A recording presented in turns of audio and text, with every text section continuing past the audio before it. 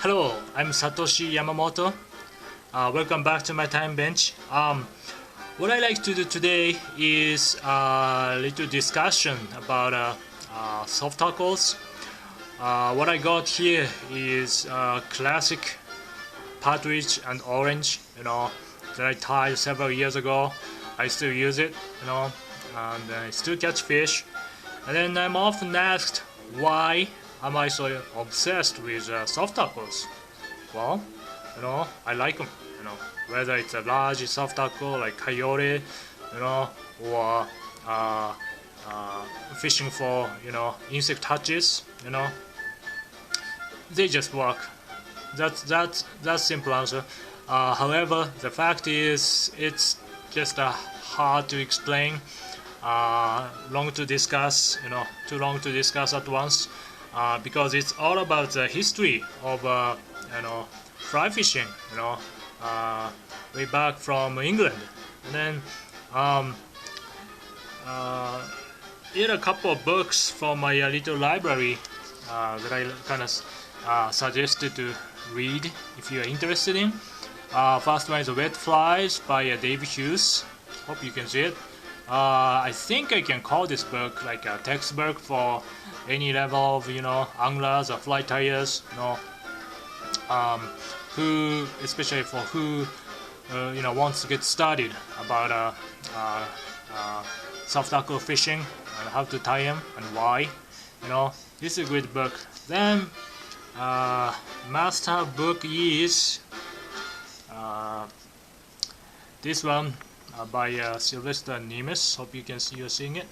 The Soft-Hackle fry and tiny soft tackles. He's responsible for popularizing soft tackle fishing in the U.S. And then this book is from 1975, revised probably only once, I think, or twice. It's a second edition, so because it's good. I still learn a lot from this book. I often read back, and then if you really want to, study the history of soft tackles, this book, also done by Sylvester Nimes, is great. As it says, 2 centuries of soft tackled fries. This is not how to fish or how to catch fish, but it's all about history and the literature review. So if you're really interested, you can buy all these books from Amazon.com.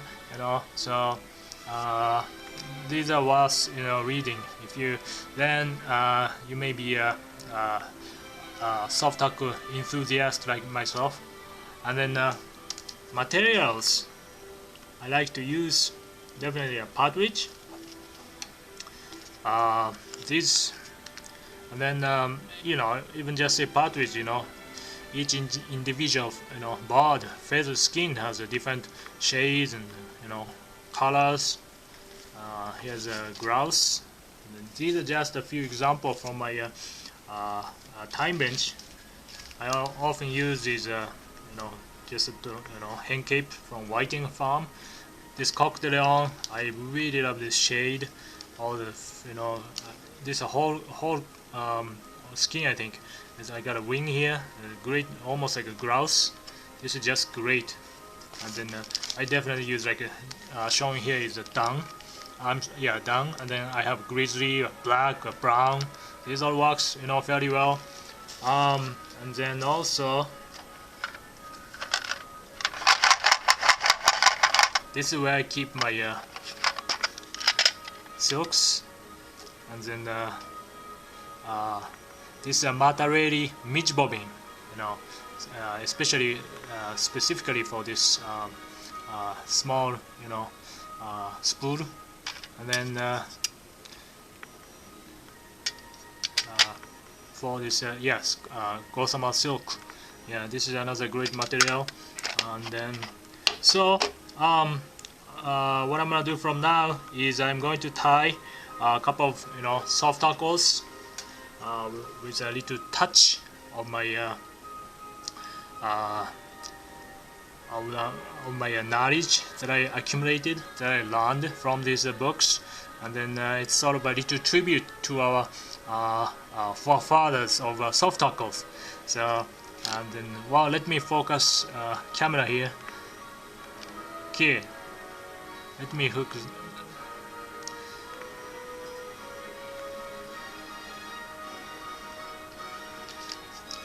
Let me focus the lens at I think it's fine. Okay, so what I got here first, what I got here is a Daiwiki 280 2x long carved hook. You know, most of old style classic soft hackles are tied with straight hook, but I definitely want to use this this carved hook, which apparently, you know, for fathers, they, you know, probably they didn't have. And then but I still use this silk and the beeswax, you know. Oh,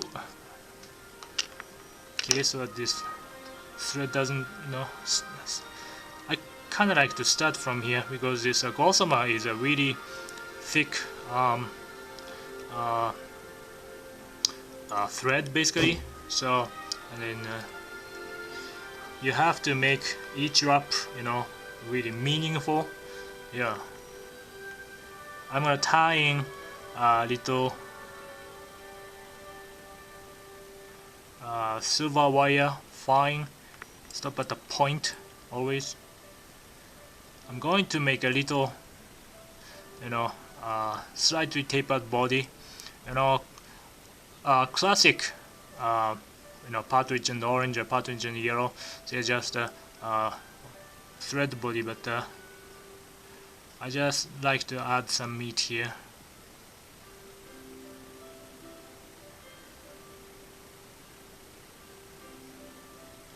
This is my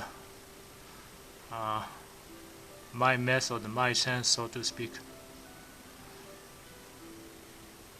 I would stop here almost. I'm going to counter up this wire.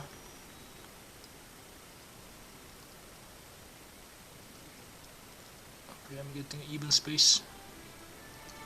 Oh.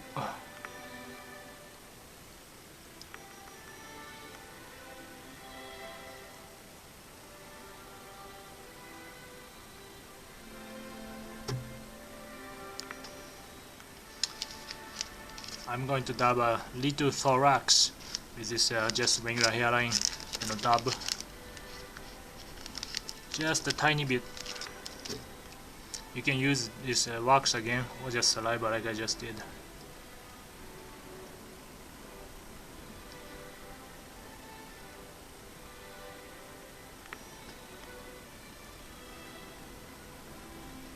Okay, for this claret or purple, let me use this feather from this Coq de Leon hen cape. Let camera focus on here. Make sure it's looking at here. Okay. This, like I said, this is almost like a grouse. Very good looking. To me, each soft hackle, watertight soft hackle, is like an art, you know.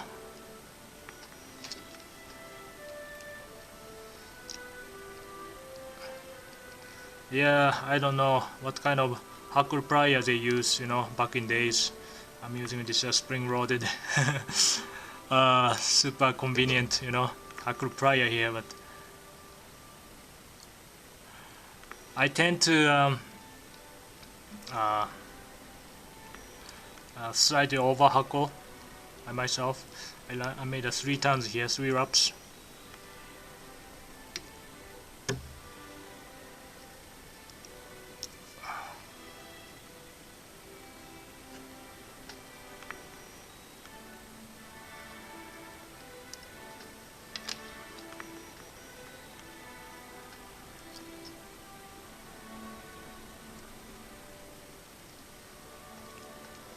Okay, I apply beeswax again.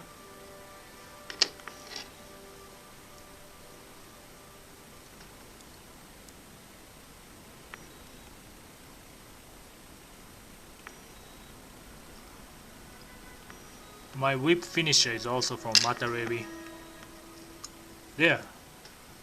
This is basically a grouse. I'm sorry, just a purple Soft-Hackle. Yeah, grouse. It's not grouse, like it's a Coq de Leon purple, whatever it's called. Okay, next one.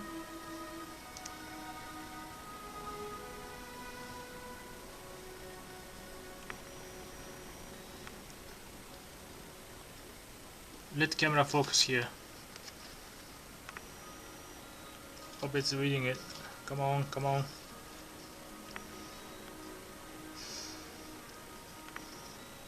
Okay. If you don't have access to Gossamer Silk, this Ultra Thread, this makes a really good alternative for Gossamer Silk. What I'm gonna use from now is Ultra Thread 70 Denier burnt orange instead of Gossamer Silk orange.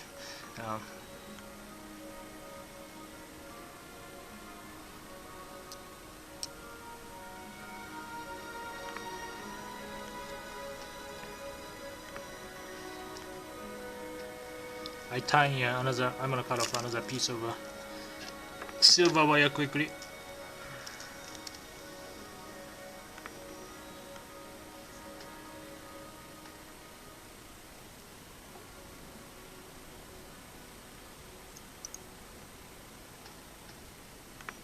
Again, I'm going to make a slightly tapered.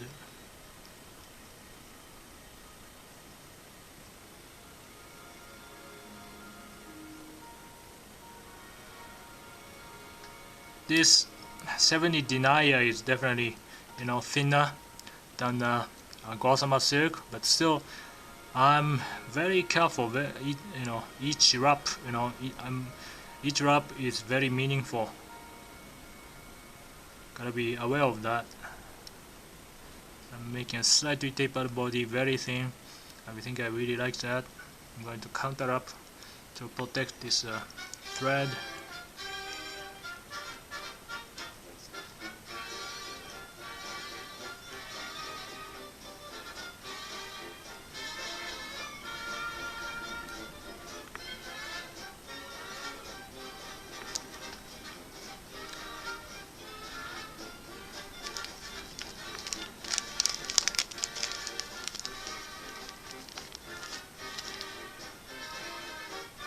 Little dabbing here.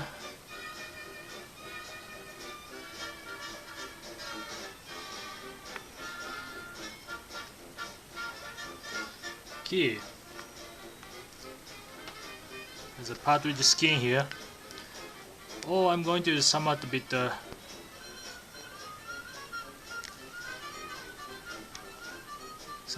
wider.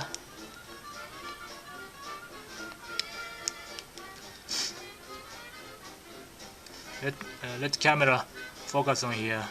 Hope you're seeing it. Okay.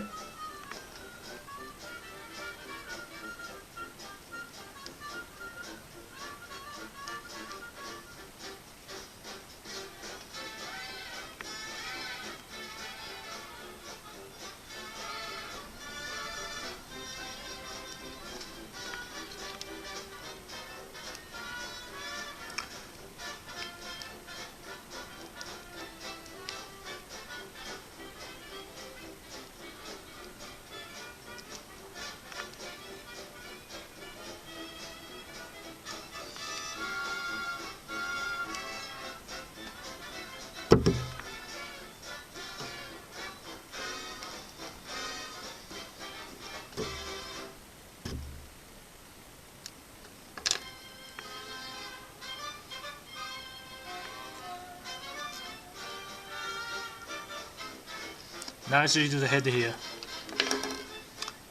Beeswax.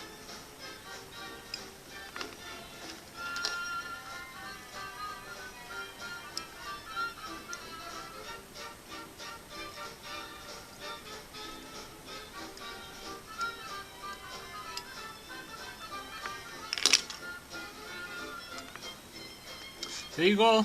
This is my version, my tie of partridge and orange, it still works. Okay, summer of 2012, the last week of July and the first 2 weeks of August, it was really hot and dry and even smoky because of lots of wildfires. And then first part of July we had a really good dry fry fishing. Fish came up to the surface with great eagerness in the Yellowstone River. But those 3 weeks were really they're really tough for guys, honestly. But in that time, during those period, what really kind of worked was I trailed this, just a simple soft tackle behind a large, dry fry, attractor dry fries, and then or even hoppers, just then after dead drift, just let it swing, and then fish just whip, just take it. This was really indeed a lifesaver for me. It's a really simple soft tackle. It really works. Or it still works over those from those forefathers, our forefathers days. And then so again, you can go back and read those books. Then again, get some tie these simple soft tackles, and always suggested to keep in your boxes. It does work. Good job for you. So well, hope you enjoyed some information that I spoke. So, and then get some soft tackle tied and go fishing, and then let me know how you do. Have a nice day.